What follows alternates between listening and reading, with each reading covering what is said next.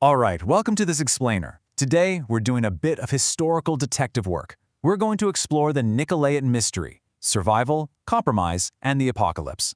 We're traveling all the way back to the late 1st century, specifically to the bustling, highly cosmopolitan cities of the Roman province of Asia. Now, in these ancient cities, a really bitter conflict was brewing. And this wasn't just some abstract theological debate taking place in a vacuum. No, this was a profound, everyday crisis about what it actually meant to survive in a society that demanded absolute conformity. And right at the center of this storm was a deeply cryptic, mysterious sect that the author of the book of Revelation literally despised. Just listen to this striking condemnation straight out of the text of Revelation. But this you have, that you hate the works of the Nicolaitans, which I also hate. Wow, that is an intense, completely unyielding statement. The text does not mince words here. In a document that talks so much about love and endurance, the author records the risen Christ as possessing this focused, uncompromising hatred for the deeds of this specific group. It's a jarring thing to read, and it immediately makes us wonder, what in the world could have provoked such a visceral reaction? Okay, let's dive into this. Who exactly were the Nicolaitans? Were they some highly organized shadowy cult, a loose network of philosophical thinkers, or honestly, were they just everyday people trying to get by in a tough world? And more importantly, what exactly were they teaching that made the author of the Apocalypse view them as an absolute existential threat? To solve this, we're going to examine the clues in the text, unpack the intense social pressures of the ancient world, and look at the actual locations where all this drama went down. Section 1. The Nicolaitan Mystery. Our investigation starts at two main crime scenes, if you will, the ancient cities of Ephesus and Pergamum. Now, these weren't quiet little backwaters. They were major, booming urban centers of the Roman Empire, just completely saturated with pagan temples, imperial administration, and really vibrant local economies. Interestingly, the early Christian communities in these two cities reacted to this Nicolaitan movement in drastically different ways. Take a look at the contrast. The church at Ephesus, they are explicitly commended for rejecting the Nicolaitans. They basically held them at the door.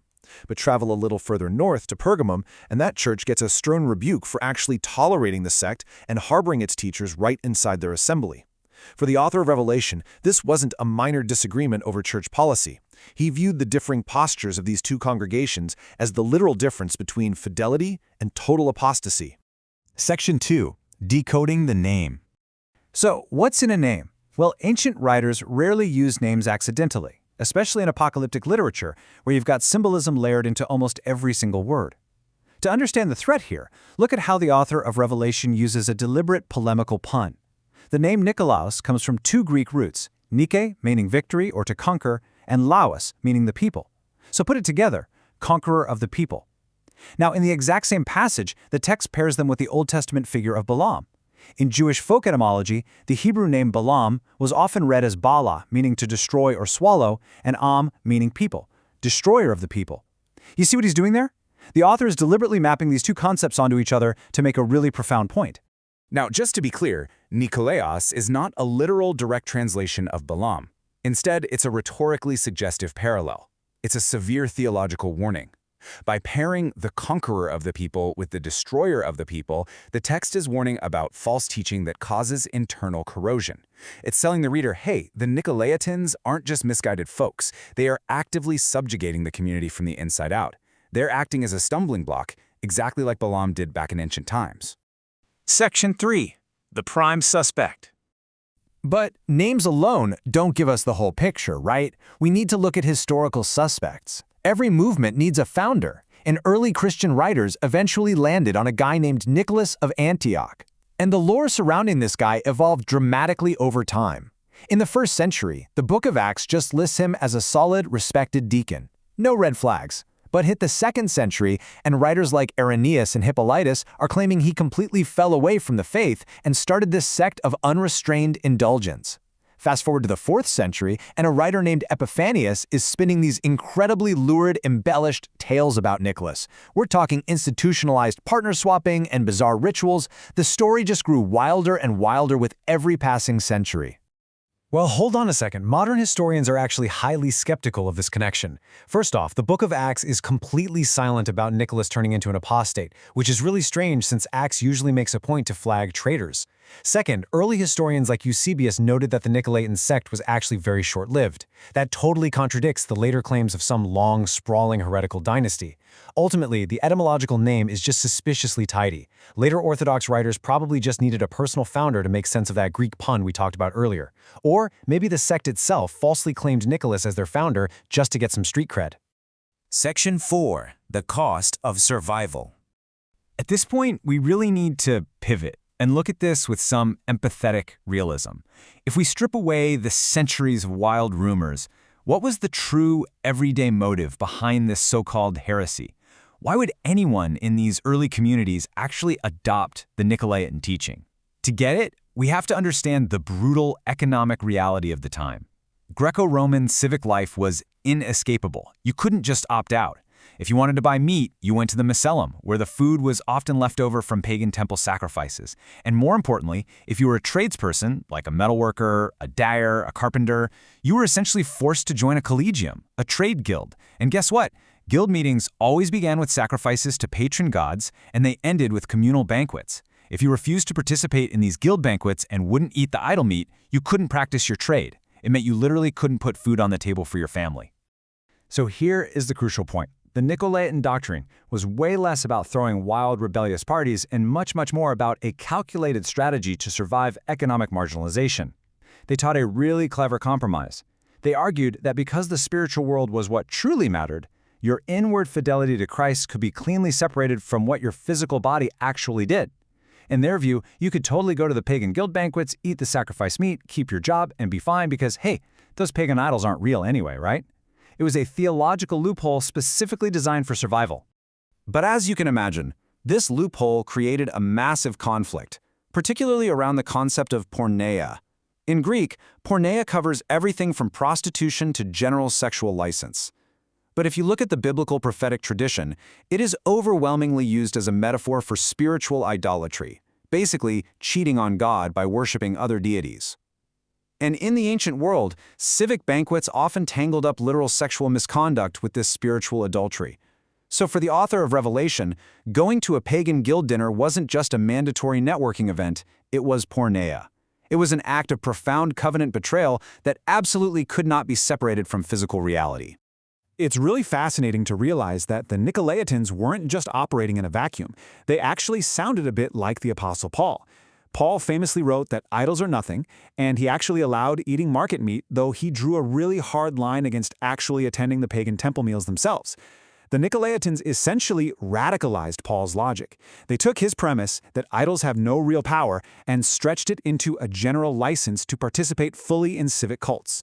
By doing that, they completely erased the boundaries that had been set by early church leaders in Jerusalem. Section 5. The Divine Verdict. Let's move on and see how this builds to the climax of our investigation, how the author of Revelation officially judged this survival strategy. Notice the progressively worsening trajectory across the different cities. In Ephesus, the Nicolaitan teaching is an external threat, and it's actively rejected. Good for them. But by Pergamum, it's become this tolerated, subversive minority sitting right inside the church. And when we finally reach the city of Thyatira, a prophetess, symbolically named Jezebel, is actively endorsing and institutionalizing these exact same compromises, but she's doing it from a position of authority. So the heresy moves from the outside to the inside, and finally, right onto the throne of the church itself. To really grasp the gravity of this, we have to recognize the lethal pressure they were under, especially in Pergamum. Pergamum wasn't just another dot on the map. It was the symbolic capital of emperor worship in the Greek East. The text specifically notes that a faithful Christian named Antipas had already been martyred there. Think about that. In Pergamum, refusing to pour a simple wine libation to the Roman emperor could literally cost you your life. When the threat of brutal execution is hanging over your head daily, that Nicolaitan compromise, just go along with the pagan rituals outwardly while believing inwardly, starts to become deeply, almost irresistibly appealing. And this perfectly sets up how the author of Revelation audaciously flips the script on them. In Roman law, the proconsul in Pergamum held what was called the ius gladiae. That's the supreme legal right to bear the sword and execute dissidents. The Nicolaitans compromised specifically to avoid that Roman sword. But Revelation counters this by presenting Christ with a sharp, double-edged sword coming out of his mouth. The message here is a staggering reversal. The earthly, political threat of the Roman sword is completely dwarfed by the ultimate apocalyptic sword of divine judgment. Evading Rome by compromising your faith, that only puts you at war with Christ. Just briefly, it's really worth noting how the interpretation of this group shifted in modern times. In the 19th century, dispensationalist thinkers like Darby and Schofield read the letters of Revelation strictly as prophecy. Remember that Greek pun we talked about? Well, they interpreted the Nicolaitans not as a real first-century group, but as a prophecy about a corrupt clergy conquering a passive laity much later in church history. And while that view became super influential in certain modern circles, critical scholars today have almost entirely returned to focusing on the original first-century sociological crisis. It was about meat, guilds, and survival. So as we pull all these threads together, we're staring at the ultimate dilemma of the early church. The Nicolaitans offered a really tempting version of grace without visible boundaries. A neat little way to blend seamlessly into the culture, keep your job, and avoid getting killed. But the book of Revelation fiercely rejected that path. It demanded a community that was completely distinct from the pagan civic order, insisting that true fidelity requires visible boundaries, even if the cost is devastating social and economic exclusion. Which leaves us with a pretty provocative thought to chew on. The cults of ancient Rome and the meat markets of Ephesus are long gone, sure. But the underlying tension? That hasn't gone anywhere. How much of our own culture's rituals do we feel pressure to participate in just to survive economically or socially? Where do we, today, draw the boundary between our deeply held personal convictions and the price of participating in broader society? The Nicolaitan Mystery is a powerful reminder that navigating that line between faithful presence and hazardous compromise is a challenge that never truly fades away. Thanks so much for joining me for this explainer, and I'll see you next time.